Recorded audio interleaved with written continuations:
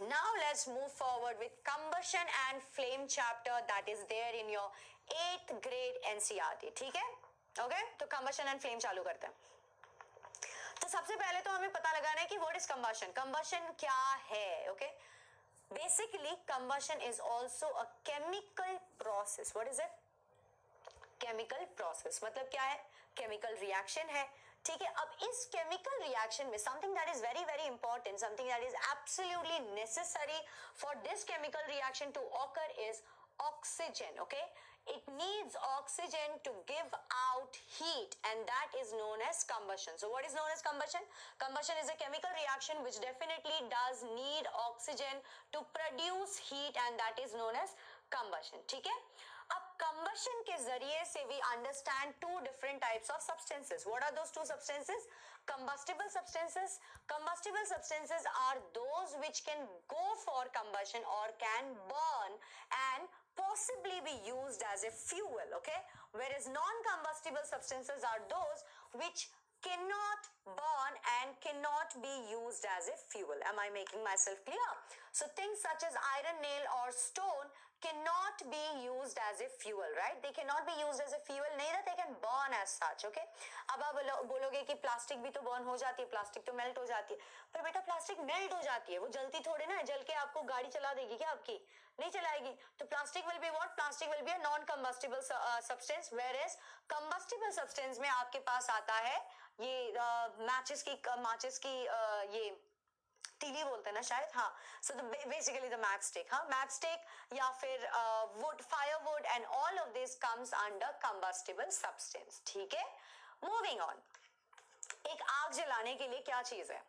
एक आग जलाने के लिए आपको क्या क्या चीज चाहिए? ठीक है, एक आग जलाने के लिए I understand that there are lot of Bollywood movies which do not really follow this things as such, but trust me, for आग जलाने के लिए आपको तीन चीजों की सख्त जरूरत है और those three things are heat, oxygen and fuel. Okay, if you remove any of these three, the fire will not work. ठीक है, if you take out heat from it, then the fire will not be able to burn because fire needs heat. Okay, oxygen is definitely very important. Oxygen is basically the inhibitor. Oxygen चलाता है आग को और oxygen ही लेके जाता है आग को आगे. ठीक है, और फ्यूल तो चाहिए, आग को भी कुछ खाने के लिए तो चाहिए, right? So that's the fuel that it needs. Without any one of these three the fire will not work. All right, clear?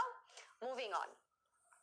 अब देखो हमें क्या करना है इसमें. in this chapter there comes a term known as ignition temperature. What is ignition temperature? Ignition temperature वो temperature है जो basically it's known as the lowest temperature. ठीक है, मतलब क्या है? मान लो मैंने ये पेन लिया. ठीक है, ये पेन मुझे जलाना है. I want to burn this pen. What am I going to do? Let's say that I have given this pen 50 degrees Celsius, did not burn. 60 degrees Celsius did not burn. 70 degrees Celsius did not burn. 80, 90, 100 doesn't burn. 120 it doesn't burn. And right at 121.3 degrees Celsius it starts burning. So what is it? The lowest temperature. So basically for this pen the lowest temperature is 121.3 degrees Celsius where it caught fire. Okay, where it caught fire and that is known as ignition temperature. तो basically क्या है? Lowest temperature तो कुछ भी हो सकता है, 0 degree, -10 degree, anything is possible. I am not talking. See this pen can definitely burn at 500 degree Celsius. Agree? It can definitely burn at 500 degrees Celsius, but I'm not going to talk about that.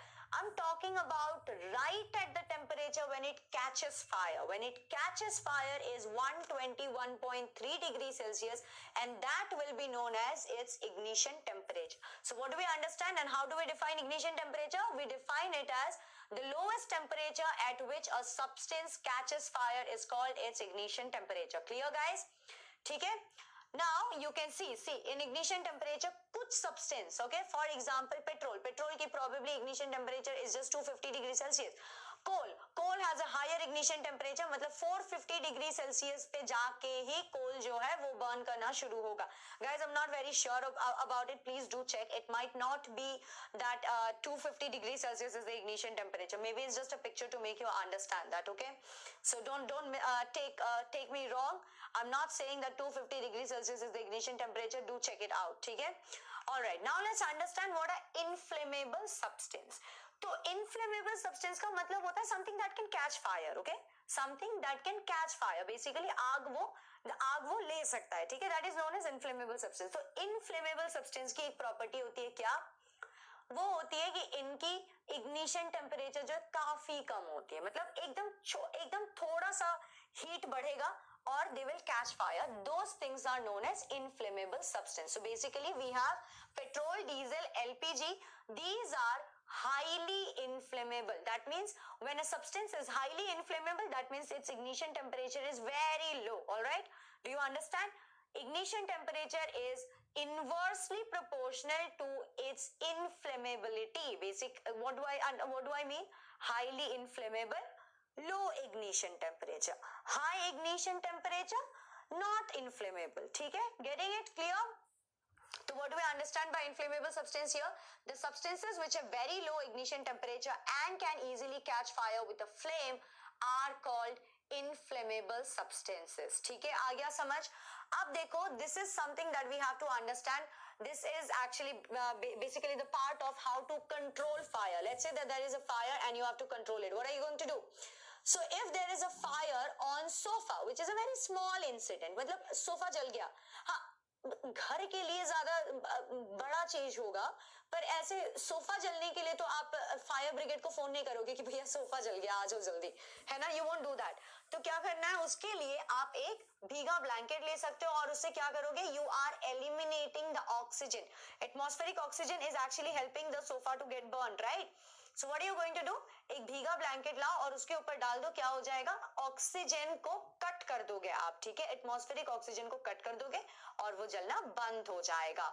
Talking about a fire breakout in house और shop, किसी दुकान में या किसी घर में आग लग गई तब तो फायर ब्रिगेड को बुलाना पड़ेगा. और तब हम क्या कर रहे हैं? Water stored under pressure is spread by fire brigade. आप देखते हो फायर ब्रिगेड की वो जो पाइप होती है उससे ऐसे पानी डालते हैं ना, तो इस टाइम पे आप क्या एलिमिनेट कर रहे हो? आप हीट को एलिमिनेट कर रहे हो, क्योंकि उसकी हीट इतनी ज्यादा हो गई है कि आप पानी डाल रहे हो तो उसकी हीट कम हो जाएगी. आप हीट को कट डाउन कर रहे हो और इससे क्या हो रहा है? Fire will stop. ठीक है? Next, fire breakout in petrol filling station. आप क्या करोगे? अगर पेट्रोल से आग जलता है तो क्या उस पे आप पानी फेंक सकते हो? नहीं, उस पे आप पानी नहीं फेर सकते, क्योंकि petrol and water are immiscible and the petrol is lighter than water. So what will happen? It will start floating around and it will spread the fire even more. So what are you going to do? You are going to use sand. You are going to spray sand all over so that the oxygen gets eliminated in this part and the fire gets puts out. ठीक है? Moving on, fire in electrical equipment. Electrical equipment में पानी आग जल गई है और उसमें पानी डाल दोगे तो खुद मर जाएंगे, शॉक लग जाएगी हमें. तो क्या करेंगे? कार्बन डाइऑक्साइड की फायर एक्सटिंग्विशर से उसे खत्म करेंगे. और इस जगह पे हम क्या कर रहे हैं? Because we are using carbon dioxide तो ऑक्सीजन तो कट हो ही रही है, प्लस उसकी हीट भी रिड्यूस हो रही है और इसीलिए जो है वो फायर स्टॉप हो जाता है. ठीक है? Moving on, forest fire. Forest fire में इट्स वेरी नेसेसरी कि ईदर जो फ्यूल है, यहाँ पे फॉरेस्ट फायर में फ्यूल क्या है? ये जलती हुई जो फायर वुड जो लकड़ी जो जल रही है, इधर उसको मिट्टी में गाड़ दें या फिर उस पे पूरा पानी फेंक के जाए. मतलब वहां तो हेलीकॉप्टर वगैरह से पानी डाल के जाते हैं क्योंकि इतना बड़ा फॉरेस्ट एरिया होता है. तो either you will eliminate the fuel or you will eliminate the heat to put out this fire. Clear, guys? So if these kind of accidents happen, now you know how to control the fire. Cool? Moving on, let's understand types of combustion. There are 3 types of combustion. What are those? Rapid combustion, spontaneous combustion and explosion. 3 types of combustions are rapid combustion, spontaneous combustion and explosion. ध्यान से सुनो. Rapid combustion में क्या होता है? Rapid combustion में ये इतनी जल्दी हो जाती है ना, इतनी जल्दी ये कंबशन हो जाती है and it happens very very fast with production of heat and light. Okay, with production of heat and light. Okay, so basically this is rapid combustion, जहां पे लकड़ियां जल रही हो या फिर आप गैस, घर पे जो गैस जलाते, गैस स्टोव जलाते, that is rapid combustion. Moving on, spontaneous combustion. Spontaneous combustion में क्या होता है? हेल्प की जरूरत नहीं होती। रैपिड कंबशन में एक और बात देखो, रैपिड कंबशन में अगर आप लकड़ी जला रहे हो तो उससे पहले आपको मैच स्टिक जला के उसको जलानी पड़ेगी, या फिर यहाँ पे भी आपको गैस लाइटर यूज करना पड़ेगा ताकि आप इसको जला सको. So there is a help, although it does happen really fast, but you require a help to make sure that the fire is burning. But in case of spontaneous combustion, what happens? There is no help that is required. There is no external source that has to help the fire. जैसे कि sodium को अगर ऐसे atmosphere में रख दो, sodium element को, वो आग पकड़ लेता है. सोडियम और पोटेशियम जल्दी से क्या हो जाता है, आग जल जाती है उसमें, और वो जल्दी से आग पकड़ लेती है, राइट? तो उसमें कोई हेल्प कर रहा है उसको? कोई नहीं हेल्प कर रहा. आपको बस उसको बाहर रखना है, that's it, and it will start burning, right?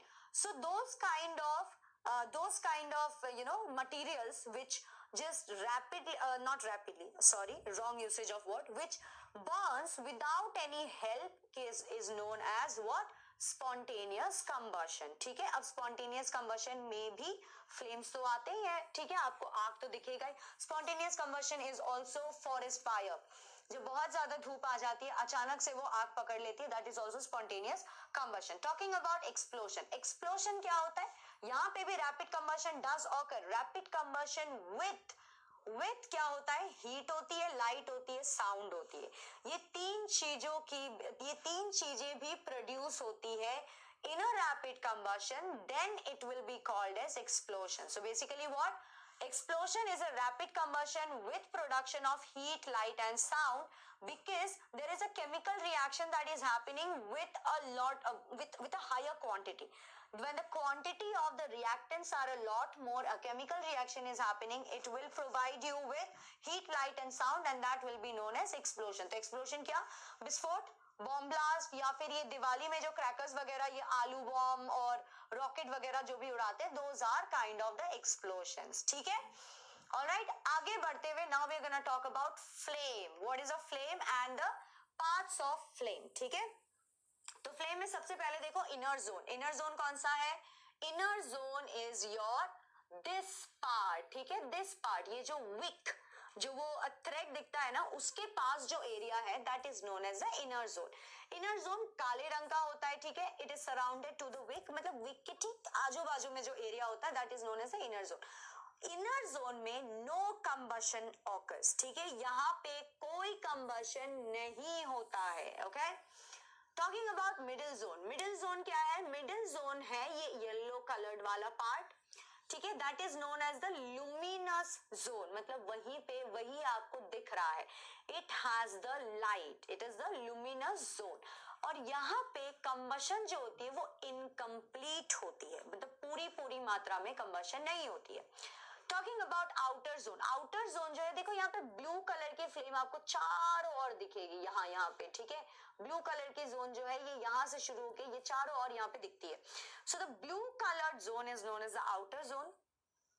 Blue colour की, this is known as a non luminous zone. उसकी अपनी लाइट नहीं होती है, और यहाँ पे complete combustion takes place. So zone, and now let's move on to ideal fuel. तो fuel का हमने पढ़ लिया था. What are fuel? Fuel is basically something that the fire can feed on. ठीक है, तो एक ideal fuel मतलब एक अच्छी fuel के लिए क्या क्या प्रॉपर्टी है? readily available, वो जल्दी से जल्दी हमेशा अवेलेबल होनी चाहिए.